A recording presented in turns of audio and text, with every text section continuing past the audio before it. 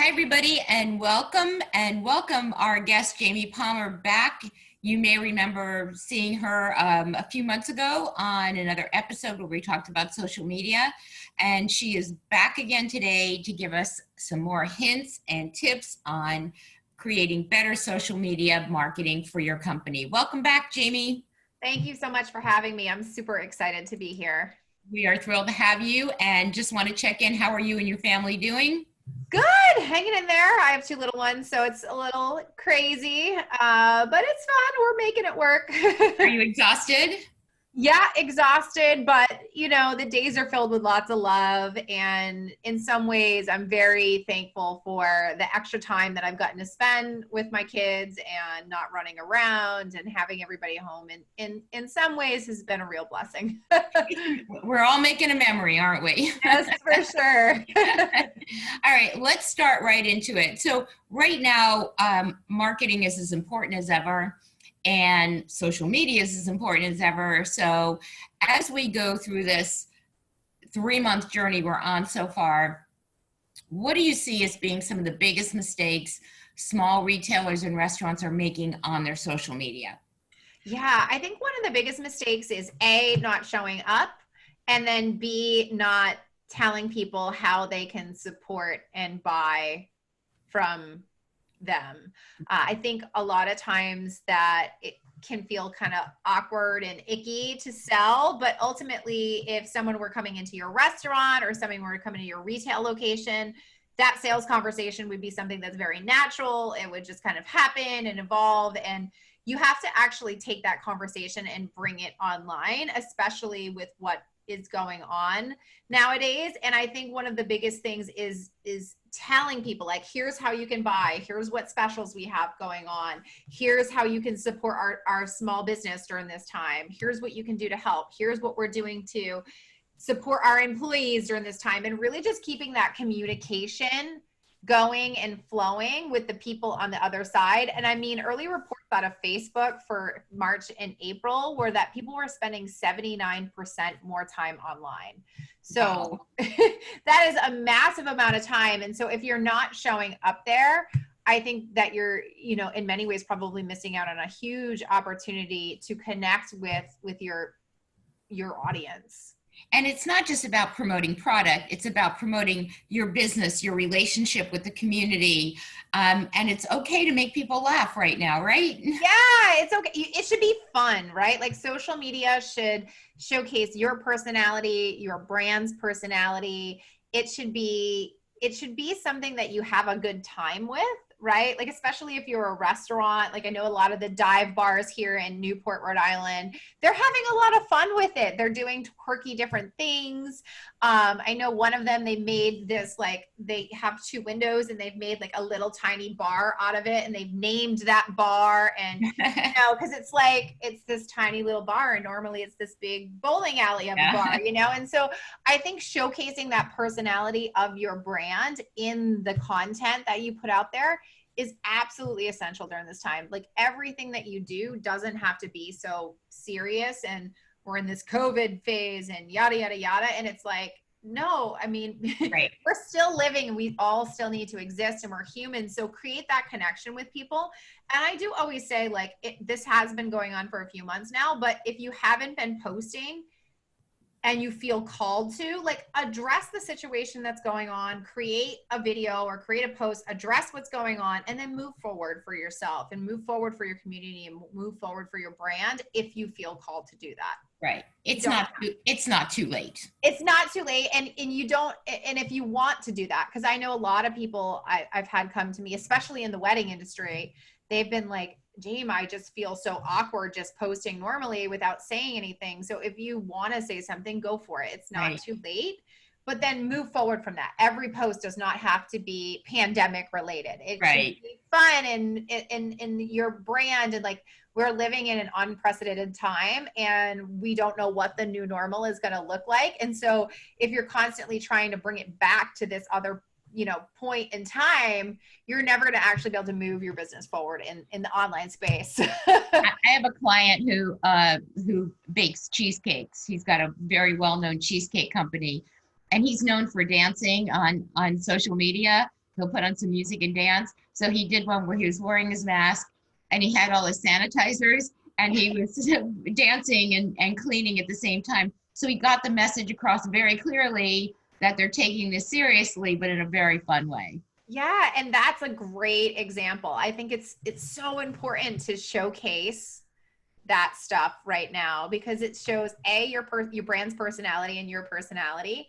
B, it's something that could also go viral. It has a lot of shareability factor to it online. And so getting that post to be shared a lot by doing something fun like that is an excellent way to do it, but also sends a message, like you just said, hey, we take this seriously and we're being safe without being like, here is the list of precautions that we're taking, blah, blah, blah, blah, blah. And it's like, you don't have to do that. Right. We are allowed to have fun. It's not against the rules. Yeah. All right. The next thing I want to talk to you about is oftentimes, I see this all the time. People post on their Facebook and it automatically posts onto Instagram. Oh, yeah. And so they're using the same exact post or vice versa, where their Facebook post actually says like information in bio, like they don't even change the copy. Yeah. So give us a little bit of insight about the difference and what we should be doing different on Instagram versus Facebook. Okay, so I want to start by saying it's okay to post the same content on both platforms, assuming that it makes sense, okay? However, it drives me crazy. However, do not go from Instagram to Facebook with all the hashtags and the link in the bio and all that other sort of junk that's in there. Create your posts for each platform specifically. And I always hear, but James, like it takes me an extra X amount of time to post it on a different platform. And it's like, okay, well, use a tool like Hootsuite and you can schedule it all at the same time, or use Buffer. Buffer is a really awesome social media app that's like, you can schedule on Facebook, Instagram, and LinkedIn all at the same time, and then customize each post for what network you're posting it on. So the main content can be the same, and then you could add your hashtags on Instagram and your link in bio on Instagram and the other things that you want to do on LinkedIn. And there's sorry to interrupt you, but there is a free version of Buffer even. Yeah. Correct? Yeah. So you get 3 free accounts. So you could do Facebook, Instagram, and LinkedIn for free on Buffer. And I think the pro version is $10 a month. So it's super affordable. But that extra time and care does a couple of different things. When you're repurposing posts from Instagram to Facebook or Facebook to Instagram, they know that.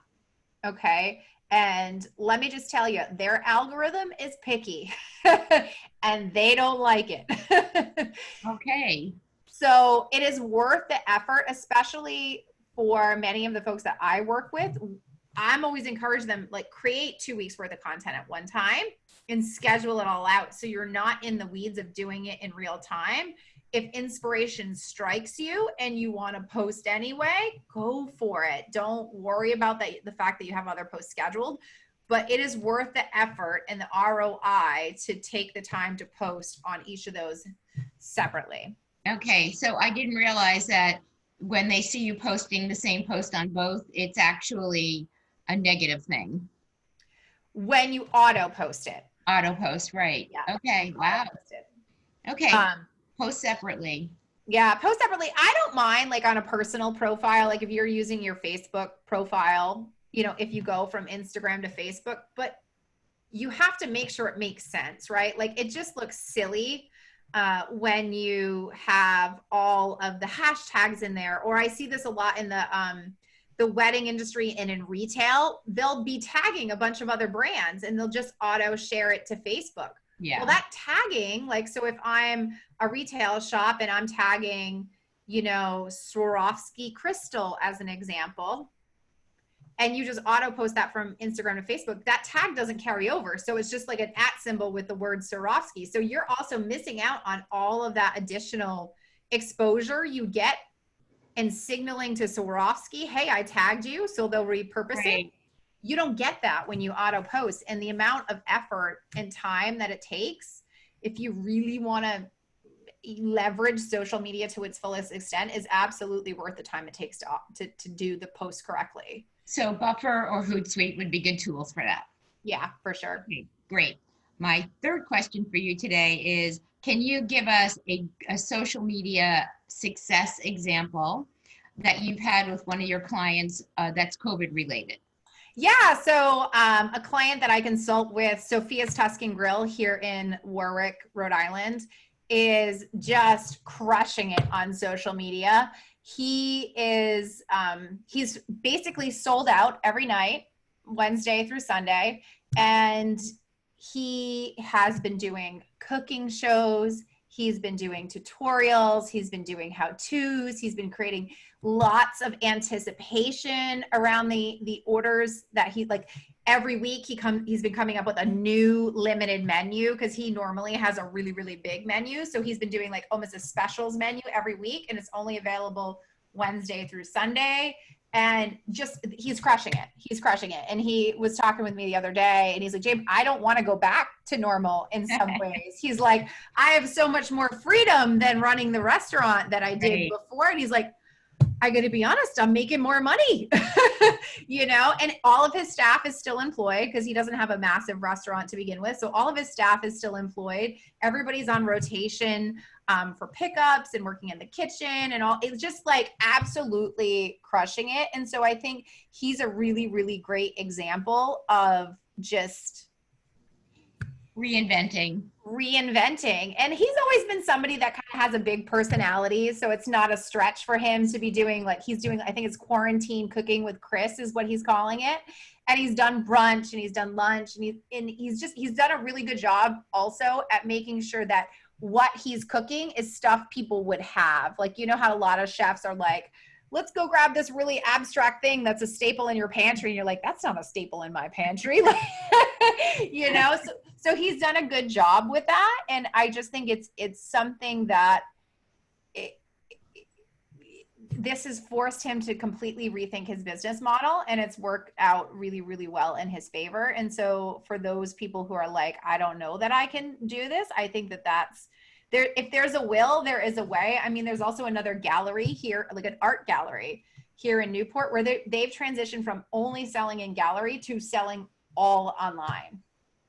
And they've done it quickly. And they've done it really quickly. Yeah. Moving quickly was part of the key, but I want to make sure that people understand it's not too late to make a transformation, because we don't know what the next layers of this are. So it's important to be prepared. Yeah. Well, and I think too, I mean, my son's school is already making plans for the fall around what they're going to be doing. And it's going to be a hybrid approach. And I already know that. And that's September. It's only May. Yeah. So they're fully anticipating that we're going to go back to distance learning again, and not to fear monger or anything like that. But like, I think it's important for especially for small businesses to think like, I have to learn to leverage the power of technology in the online space for my business now, even if you still remain community oriented. Yep. But there's a community online as well, and it's not to connect with both of them. Yeah. Okay. So those are we asked you 3 questions, and you've given us a lot of information. I really didn't know about the algorithms for Facebook, auto posting on Facebook and Instagram. So I've learned something today, which is fantastic. But I want to review one more thing, and that's you're giving our group members and viewers a really great deal and opportunity, something called a marketing snapshot. Can you tell us what that is? I'm very excited about this. Yeah, so the marketing snapshots are just like they sound. I think a lot of people post on social media and aren't sure if it's working or what they're doing wrong, or they get stuck with content ideas and then they don't post. And so these snapshots are meant to be just that. Essentially, you can submit your website, your Facebook, your Instagram, your LinkedIn, basically any social media profile as part of this. And essentially I go in and I tell you like, hey, here are all the things you're doing really well. Here are things where you could improve upon what you're doing. And here are some ideas that you can implement to get even more from your marketing efforts and from your social media efforts. And then of course, I also come up with like a list of content ideas. So like, here are some content topics that you could create stuff around. And it's just a lot of fun. And it's something that I think a lot of people are just, they need that little just extra push during this time. And it's something that I started doing. I wanted to do it to be transparent. I've wanted to do this for like 3 years, and I just never prioritized getting it done. So like all of this happened, and I'm like, how can I support more small businesses? And so it's customized completely to your business. It's supposed to be 2 to 3 pages. I can't help myself. I don't think I've done one that's less than 5 pages. And so I provide an overview, and then I do a breakdown for each individual network. So this is something I think 100% of businesses could use, but here's the great news. Tell everybody how much you're charging for this right now. Yeah, it's $27. $27. $27 for 3 to 5 page overview, critique, if you will, of your social media and your website, a marketing snapshot done by Jamie, who is such a pro at what she does. $27, limited time. Want to tell everybody that the price will go up, but right now this will be a great help for anybody during this pandemic to fine-tune their marketing and get on a better path. Yeah. Thank you. So thank you for that, Jamie. All the information is going to be in the comments below and in this post so that accompanies this video. So I want to thank you so much for being with us again, Jamie. And we'll have you back in a little while to talk about more social media. But as always, it was a pleasure. Thank you so much for having me. I super appreciate it. Stay safe. You too.